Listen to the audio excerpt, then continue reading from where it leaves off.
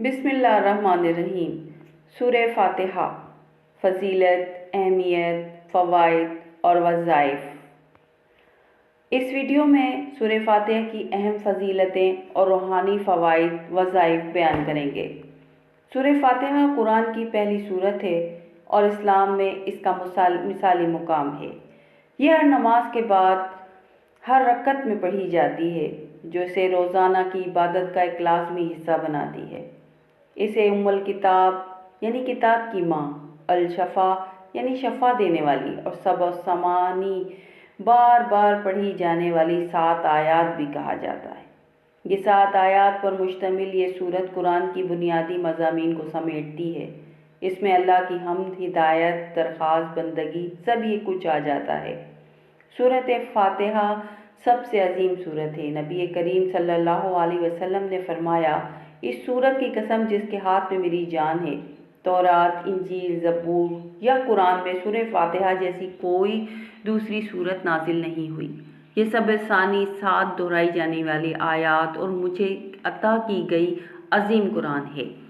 ایک صحابی نے زہر آلود شخص کو سورہ فاتحہ پڑھ کر شفا دی تو آپ صلی اللہ علیہ وسلم نے اسے جائز رقیہ دم قرار دیا اور کہا، تمہیں کیسے پتہ چلا کہ رقیہ ہے؟ تم نے بالکل صحیح کہا۔ نماز میں سورہ فاتحہ پڑھنے پر اللہ ہر رکعت کا جواب دیتا ہے۔ نماز میرے اور میرے بندے کے درمیان تقسیم ہوتی ہے۔ جب بندہ کہتا ہے الحمدللہ رب العالمین، اللہ فرماتا ہے میرے بندے نے میری حمد کی۔ نبی صلی اللہ علیہ وسلم نے فرمایا، جس نے فاتح الکتاب سورہ فاتحہ نہیں پڑھی، اس کی نماز نہیں ہوتی۔ سورہ فاتحہ کے روحانی فوائد بہت زیادہ ہیں۔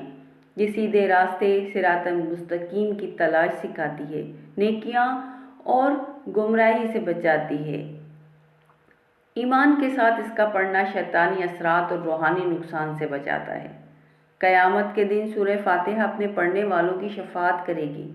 سورہ فاتحہ صرف قرآن کی ایک سورت نہیں بلکہ اللہ کے ساتھ ایک گہرا مکالمہ، شفا اور عبادت کا ستون ہے۔ اس کا پڑھنا بندے کو رحمت، ہدایت اور برکتوں سے جوڑتا ہے۔ مسلمانوں کو چاہیے کہ اس کے معنی پہ غور کریں اور اسے اپنی زندگی اور عبادت میں خاص مقام دیں۔ سورہ فاتحہ کے وظائف، روحانی عملیات بہت سے ہیں۔ سورہ فاتحہ قرآن کی سب سے مبارک سورت ہے جس کے ذریعے بے شمار روحانی، جسمانی اور دنیاوی فوائد حاصل کیے جا سکتے ہیں۔ آپ کو کچھ بتاتے ہیں۔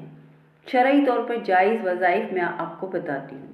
ہر مشکل کا حل سورہ فاتحہ میں موجود ہے۔ دن میں 11 بار سورہ فاتحہ پڑھ کر اپنی مراد کو پانے کے لیے اللہ سے دعا کریں۔ رزق کے لیے، صحت کے لیے، اولاد کے لیے یا کسی بھی پریشانی کے نجات کے لیے مفید ہے۔ بیماریوں سے شفا کے لیے مریض پر 7 بار سورہ فاتحہ پڑھ کر دم کر دیں یا پانی پر دم کر کے پلا دیں۔ نبی کریم صلی اللہ علیہ وسلم نے فرمایا، سورہ فاتحہ ہر بیماری میں شفا ہے۔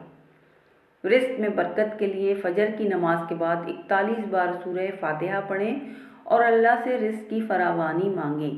شرط یہ ہے کہ حرام روزی سے بچیں اور صدقے دینے کی عادت بنائیں۔ دشمن یا حسد سے حفاظت کے لیے صبح و شام 3 بار سورہ فاتحہ پڑھ کر اپنے اوپر پھونک ماریں۔ فضیلت بہت سی ہیں۔ شیطان، جادو اور نظر بد کے اثرات سے محفوظ رہنے کا ذریعہ ہے۔ قرض سے نجات کے لیے جمعے کے دن 101 بار سورہ فاتحہ پڑھیں اور اللہ سے قرض کی ادائیگی کی دعا کریں۔ ساتھ ساتھ استغفار بھی کثرت سے کریں۔ روحانی طاقت میں اضافے کے لیے ہر نماز کے بعد 7 بار سورہ فاتحہ پڑھنے کی عادت بنائیں۔ دل کی سختی دور ہوگی، ایمان میں مضبوطی آئے گی۔